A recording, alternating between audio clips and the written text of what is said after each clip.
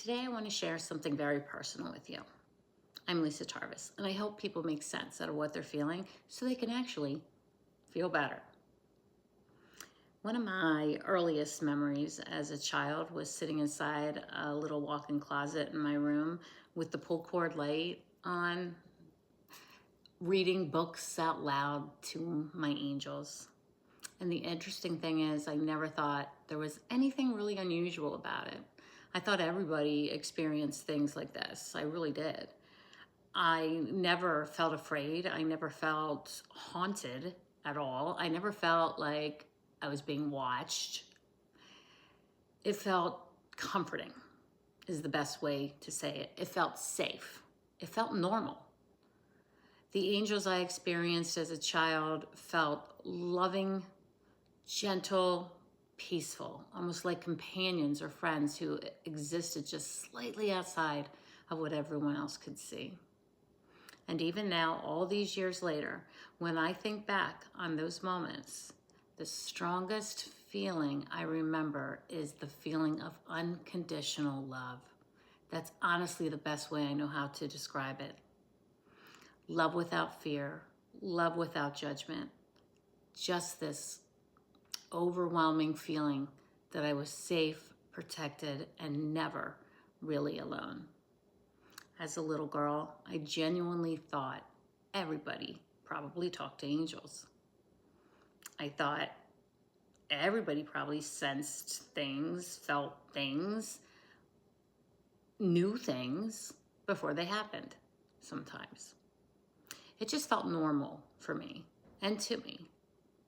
I'd sit in that closet with the light on and read stories out loud like I was spending time with friends.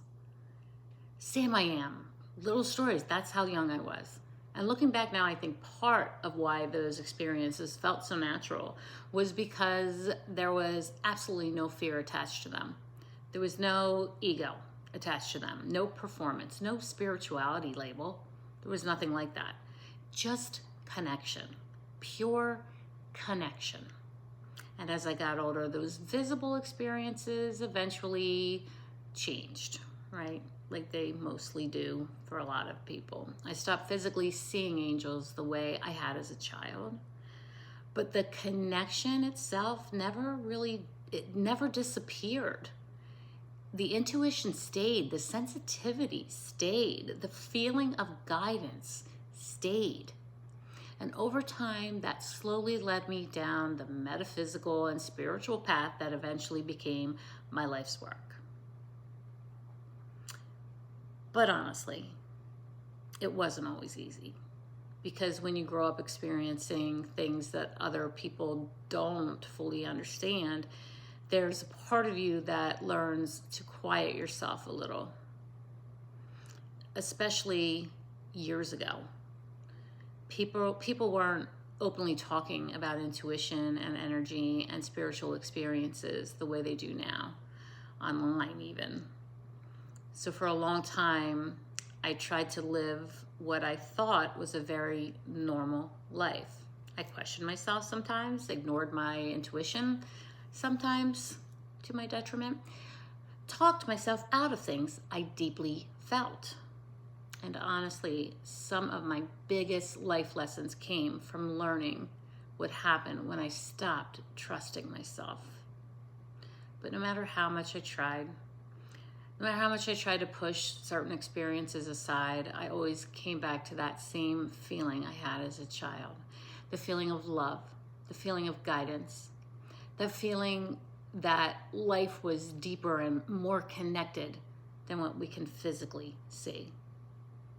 And over the years, people naturally started coming to me for guidance, for healing, for understanding, for comfort. It was just natural.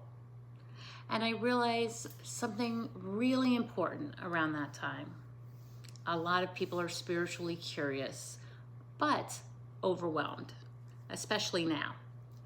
There's so much information online, so many opinions, so much fear-based content, so much intensity. And I think people a lot of times quietly wonder things like, What does any of this actually mean? How do I trust my intuition? Am I imagining things? Am I imagining these experiences? Why have I always felt different? And honestly, that's one of the reasons I eventually wrote my book, which was called Just Believe, Common Sense Spirituality for the 21st Century. Not because I wanted spirituality to feel more mysterious, but it was more because I wanted to feel more understandable, right? That it could be different than what people saw it as. More human, more approachable, less intimidating. I wanted to create something for people who were curious about spirituality, intuition, angels, healing energy, forgiveness, and all of these deeper life questions, but didn't want to feel overwhelmed by complicated language or fear-based ideas. I wanted people to feel like they were sitting down having a real conversation with someone who genuinely understood what it feels like to question these things. Honestly, the book is deeply connected to the little girl I used to be. The little girl sitting in that closet reading books out loud to angels, she trusted completely, because even through my understanding has always evolved over the years, the feeling underneath it all has stayed very much the same. Love, connection, guidance, compassion. And I think now more than ever, people are searching for that again. Not perfection, not somebody pretending to have all the answers.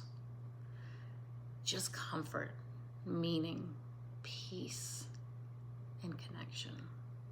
Especially people who have spent most of their lives feeling deeply, sensing deeply, questioning deeply, or trying to understand experiences they've never fully been able to explain. And if that's you, I really hope this video reminds you that you're not alone in any way, shape, or form. You're allowed to trust your experiences. You're allowed to believe that they actually happened, even if you don't fully understand them yet. They're part of your past.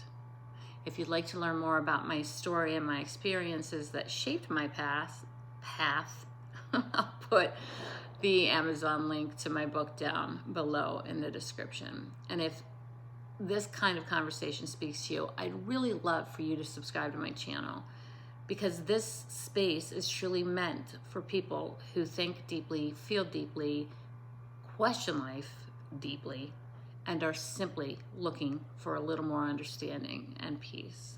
This isn't a sales pitch for my book. It's been out for years and years and years. I want to thank you so much for spending this time with me. And until next time, everyone, stay open, stay inspired, and always remember, you're doing so much better than you think you are.